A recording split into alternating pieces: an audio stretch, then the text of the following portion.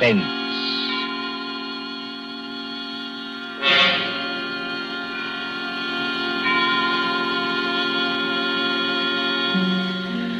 Tonight, Columbia brings you, as a guest star, Peter Lorre, one of the screen's past masters of the art of suspense. Suspense is compounded of mystery and intrigue and dangerous adventure. In this series are stories calculated to intrigue you, to stir your nerves, to offer you a precarious situation, and then withhold the solution until the last possible moment. Tonight, for instance, Mr. Lorre plays for us a doctor, a husband, with something dark and terrible on his mind. Was it murder? And if so, can this at last be the really perfect crime? We trust that while you are wondering, we shall keep you in suspense. For Suspense tonight, CBS presents Till Death Do Us Part by John Dixon Carr, starring Peter Lorre.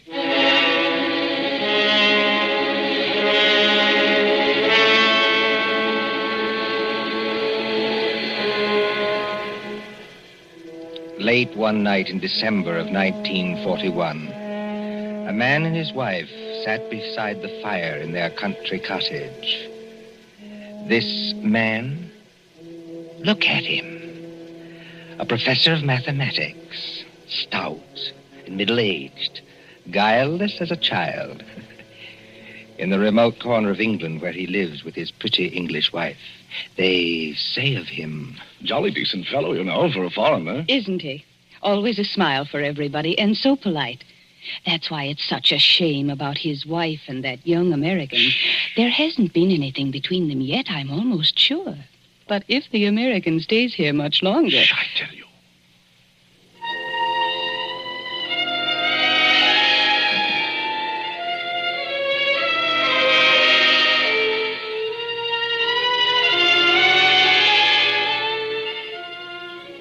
A happy man, this Professor Kraft. His cottage in the country is rather isolated. 3 miles from the nearest house. No electricity or central heating or telephone. And on December nights like this, a great wind comes rushing off the Sussex Downs. It rattles at the windows, growls in the chimney, and makes unsteady the oil lamp on the table. Professor Irwin Kraft sits before the fire in a snug, book-lined room. And across from him, sewing, sits his young wife, Cynthia. A domestic scene. A very domestic scene. Oh, my pet, this is wonderful, isn't it? Oh, so nice and cozy. How I enjoy our little home. It's a pleasure to be indoors on a night like this, isn't it? Yes. Did my darling have a good day? Just about as usual. No adventures, huh? Not exactly. I walked into the village. Walked? Oh, I really blame myself for burying you out here. I ought to get your car. That's not necessary, thanks. Come now, come. Did something happen to upset my little pet today? No. You know, darling, I look at you and I marvel. You marvel at what? At a wife who can actually blush. Yes, with a skin so fair and a conscience so transparent that she can actually blush. I wasn't blushing about... About what? About anything you might be thinking. It's your horrible habit of putting everybody else in the wrong. Oh, but the neighbors don't think that about Papa Croft. Neighbors don't have to live with you. I do. And you mustn't scratch either. Not when we are so snug here, so cozy. And the kettle on the fire is nearly boiling, and the rum is ready, and the lemon juice, and the sugar for her medicine. Oh, and must I drink that stuff? I don't like rum. But you have a cold, darling. I haven't got a cold. Really, I haven't. Now, darling, twice today I heard you cough. Now, you are going to take your medicine, Cynthia, and take it here and now, and not offend your clumsy old husband by refusing. Why do you keep on treating me like a girl of 16? I love to treat you like that, Cynthia, because I cannot fathom your thoughts. You lock up your thoughts, and that is a dangerous English habit. You see, thoughts accumulate and won't be stifled. And sooner or later, when you least expect it... Oh, look out. The kettle's boiling over. So it is. Owen, please, lift it down from there. Of course. I apologize. My darling. There. For a second, you know, you almost frightened me. Huh? I frightened you? I suppose it's foolish. Well, here we are, my dear. Here we are. Now, see, I put 2 tumblers on the coffee table. And now, a spoon in each so that the heat doesn't crack them. My dear, must you give me so much rum? Can't I have the small one? But we have to cure that cold of yours, Cynthia. Now comes the lemon juice. Yes. And now comes hot water to the top. Here we are.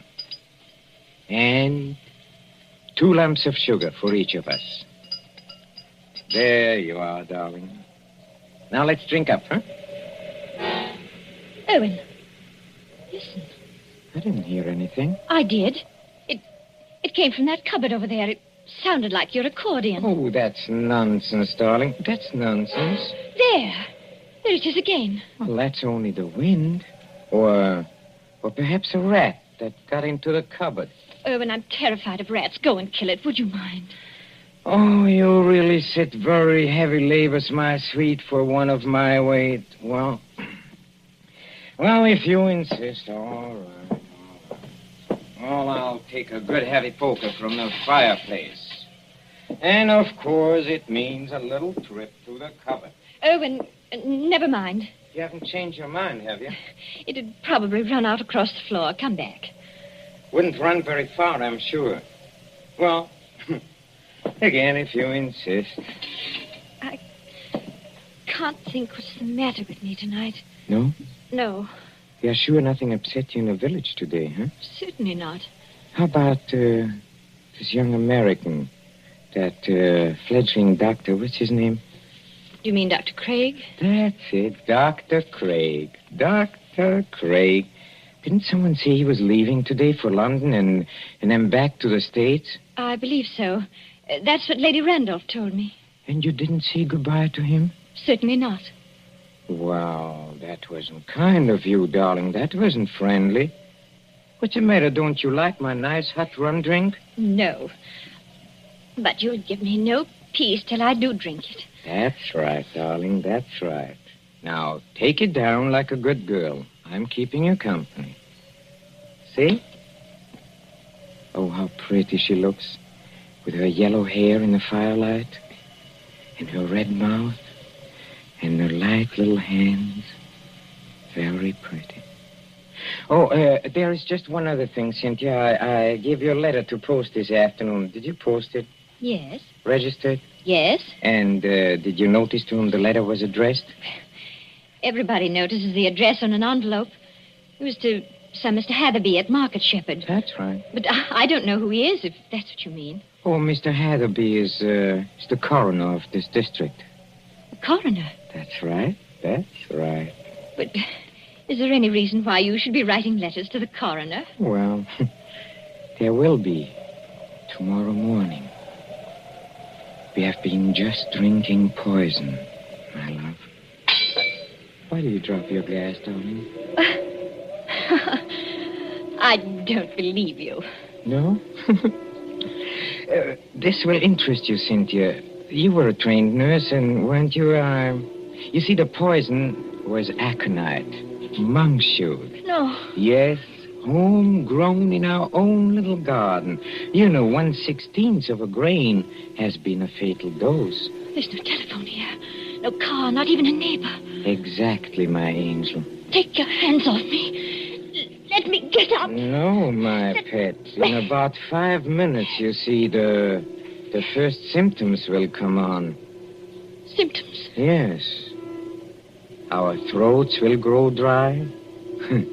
Our eyesight will turn dim, No. and presently we'll lose the use of our limbs. Well, there are convulsions before the end, I believe, but we won't feel them. Let me up. If you try to hit at me, Angel, you'll upset that lamp. And, well, if you upset the lamp, this cottage would go up like tinder. We don't want to burn to death, do we? Owen, why are you doing this? Why are you doing it? Why? Do you think all Papa Kraft is blind, my pet? Huh? If I can't have you, Cynthia, nobody else is going to have you. You mean Jim Craig? So it is Jim Craig. Oh, that was nothing. My tongue slipped. A cynic would say, my dear, that your foot slipped. Do you think I don't know what happened the other night at the schoolhouse? The schoolhouse? Yes, the Market Shepherd Schoolhouse. At Lady Randolph's little concert in aid of the war relief. Nothing happened. I swear it didn't. No? No. Oh, then it was coincidence, I suppose, that you and that Dr. Craig didn't arrive until the concert was nearly over. Yes. Yes, it was. We didn't go there together. No? We met in the little hall outside the auditorium. It was just as you were finishing your number on the accordion.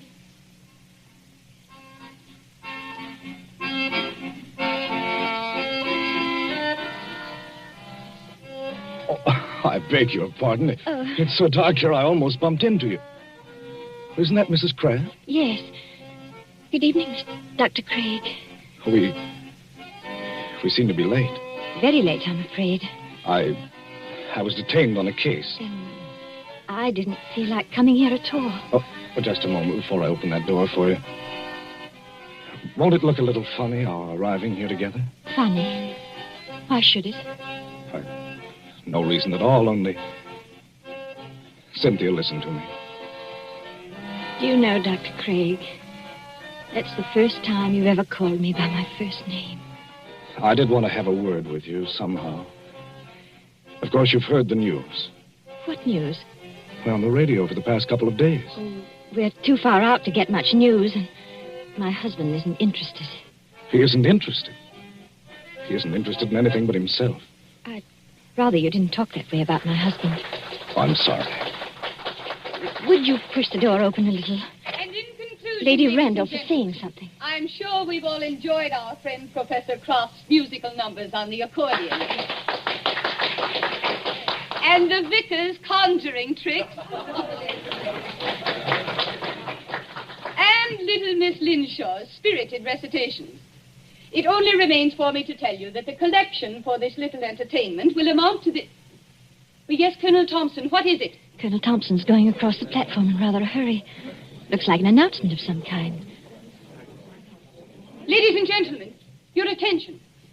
We have just received some late news by the 9 o'clock bulletin. I think I can guess what it is. Following yesterday's declaration against Japan, the Congress of the United States today declared war against Germany and Italy. No applause, please. I think I can say that these things go too deep for applause. We entered a war lightly, and we have learned. But before the vicar ends this meeting, I shall ask the orchestra to play us the song numbered 83 in the book. A song we know is dear to the hearts of all Americans.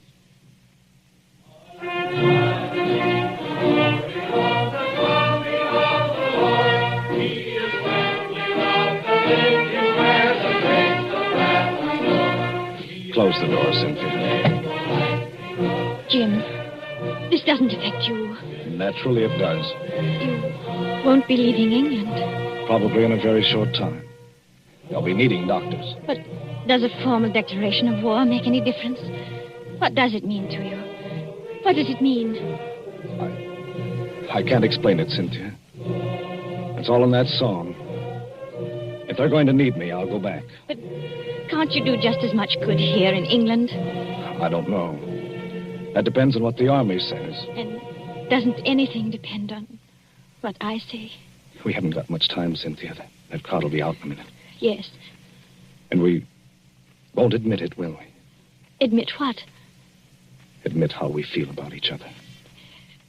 I haven't said... Nor I. I was only talking about what we were thinking. No, we won't admit it. You say you can't explain about the war. I can't explain about this. Don't try. It's better this way. Irwin's been very good to me.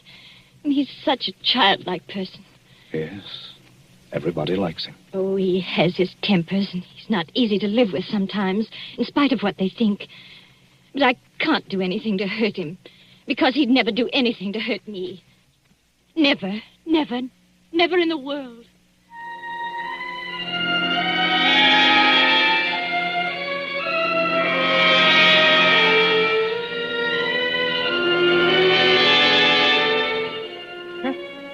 A very fair estimate of my character, too. That's exactly what I said about you. So you are in love with that fellow? I admit it now. Yes. Tell me, darling, do you feel anything yet? Feel anything? I mean, dryness, muscular contraction of the throat. Yes. Oh, I thought so. I won't die. I won't. And how do you propose to stop yourself? Your only chance would be to reach the village infirmary. And I'll see to it that you don't get there. But what if the poison takes you before it takes me? Then you can't stop me. But it won't, darling. You seem terribly sure of that. You see, the amount I gave you, as you perhaps noticed, was more than I gave myself. I'm going to follow you, my little pet, into the dark, where there are no Dr. Jim Craigs, but not too quickly. I shall still have most of my faculties, Cynthia, when your convulsions are already beginning. Oh. I wonder if you will. Why do you say that? Your legs don't seem any too steady. I don't know. It must be the heat of the fire, perhaps, or it's very hot in this room. Cynthia, darling, listen to me. Yes, Irwin? There is a copy of Taylor's medical jurisprudence over on the shelf there. Please get it for me. I'm afraid you'll have to get it for yourself, my dear. That is, if you can. Oh, I'll get it. Mind the lamp, Irwin. We don't want the house afire, just as you said yourself. I'll mind the lamp. Listen to me. You know, some people's systems are intolerant to poisons. They experience in minutes what ought to take hours. Does it hurt, Irwin? Does it hurt? Yes. But you'll find out soon enough, my pet. Because you'll never make 3 miles to the village. Never. You think not? I know it. And just remember, I shall be waiting. Waiting? Out in the dark and cold, where there is neither marriage nor giving in marriage. I'll be waiting for my little pet to come and join me. I shall be waiting. Irwin! Irwin! Oh, I hate you. I loathe you. I'm afraid of you. But I don't want you to die because of me. And yet, you are dead, Irwin. But I'm not going to join you. I've never prayed much, Irwin, but I'm praying now. Whatever comes over my wits and makes my senses weak, give me strength enough to get to the village. Just give me strength enough to get to the village.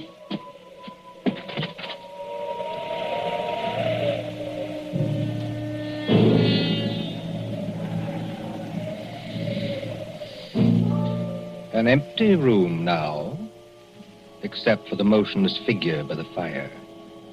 The great wind enters through an open front door and makes the lamp shake dangerously on the tables. The whole house creaks. Otherwise, it is very quiet. Suddenly, the corpse sits up. Professor Kraft looks pleased, doesn't he? Very pleased. very alert, as he moves over to a certain cupboard door. Well, and now I think the real fun can begin. Patience, patience, patience, my friend, while I open the cupboard door. Well, there we are. I hope you haven't been too uncomfortable, Dr. James Craig. Oh, I'm all right, thanks. So you managed to get the gag out of your mouth, huh? I managed it, yes, just now. I'm too late. Well, you are still securely tied up, I'm glad to say. You know, you gave me several very, very unpleasant moments, young man, when you got your foot on that accordion. Did I? Well, Cynthia thought you were a rat and wanted me to kill you. You know, she shows very good sense sometimes. I could hear both of you talking. Thanks very much. Oh, of course, you could, of course. Excuse me, please. I forgot that. Yes, and I could see you, too, through a crack in the door. Well, you were intended to see us. But now, come on. First of all, I'll drag you out of here. Yes, let me take you. Yes. Now we can sit down and have a nice, cozy little chat, huh? How much aconite did you give Cynthia? How much? Oh, about 2 grains. 2 grains? Well, then she can't possibly... No, she can't possibly live until morning. But she can live long enough to testify that she saw me die. And how much poison did you take yourself? I? None. None at all? No, none at all. But you mixed those drinks out of the same materials. I saw you do it. Well, but there wasn't any poison in the rum, young man. You see, 2 lumps of sugar steeped in aconite were dropped into Cynthia's glass. I marked them, and I didn't make a mistake. Can you see the beginnings of Papa Croft's plan? Why, you... You see, Cynthia left the door open, my friend. And there is a very strong wind blowing tonight. Well? Just observe how it lifts the table covers, flutters the magazines, makes the lamp tremble. I shouldn't be surprised, you know, if one of those lamps blew over. A fine crash in a sheet of flame, huh?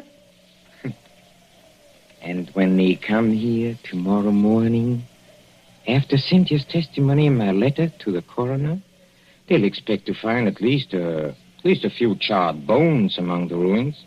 And, of course, they must find some remains. Whose remains? Yours. Yes, you've got me tied up pretty well, haven't you? And now, you see... Now comes the best. You were last seen going towards the railway station, to London, and then to America. Nobody will inquire after you. Except Cynthia. That's right, except Cynthia, who will be dead. That I waylaid you and brought you here while Cynthia was in the village will not be known to our good coroner, and I shall disappear. What do you think of it, young man, huh? I think it's rather good, huh? You're going to let me burn to death? Yes, and I shall enjoy the necessity. By the way, too bad you missed my performance at Lady Randolph's concert. It was very nice. But then I think you were otherwise occupied. You could call it that. Occupied, I think, in making love to my wife. You hurt my vanity, young man, and you are going to suffer for it. I never made love to your wife. No? No. But I don't suppose you could possibly believe that. Are you already begging for mercy? Now, come on. Are you begging for mercy? No, I think not. Dr. Craig, I don't like the way you're taking this. I really don't. Don't you? No. You ought to be afraid. All decent men should be afraid. And no man is heroic when he sees death coming. But you are as white as a plate. You can't take your eyes off me. And you seem to be expecting something. Maybe I am expecting something. You are? Well, I think I can persuade you to tell me what's on your mind, my friend. If I use the poker out of the fire, huh? You see, I'm a mathematician. I leave nothing to chance. Do you hear that, Professor Kraft? A car is stopped out in front. Well, they won't come in here. But of course they will. It's probably the home guard. Look, you fool, you've left the front door standing wide open in a blackout. Don't be childish. Do you think to upset me with that? Something's upset you. Take a look at yourself in a mirror. Huh? Nothing.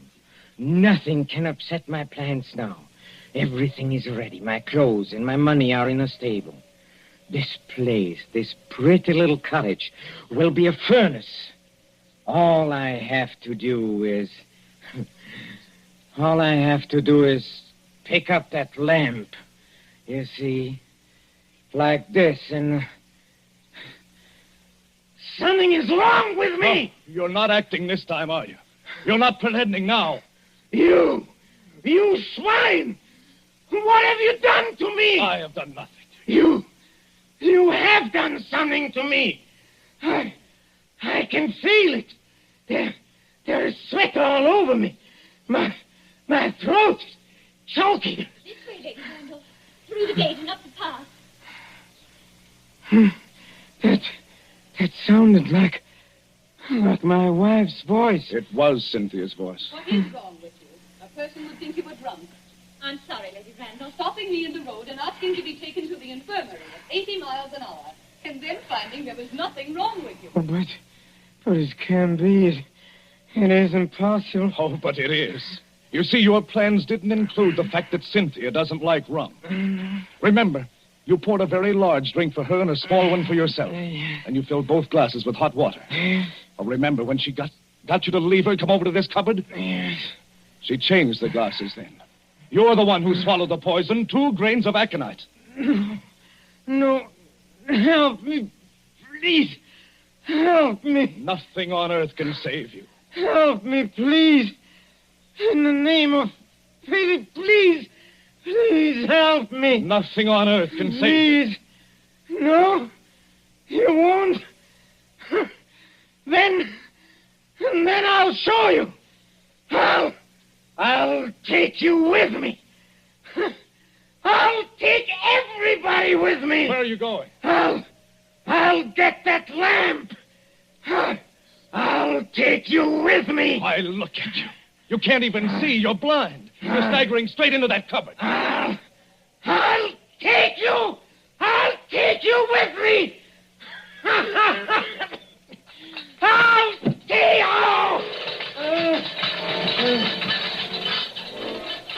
you.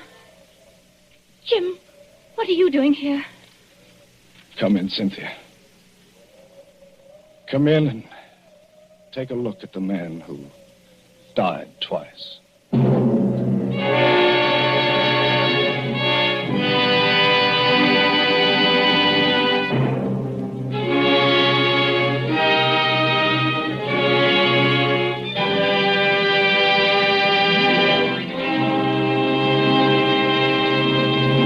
And so ends Till Death Do Us Part, starring Peter Lorre.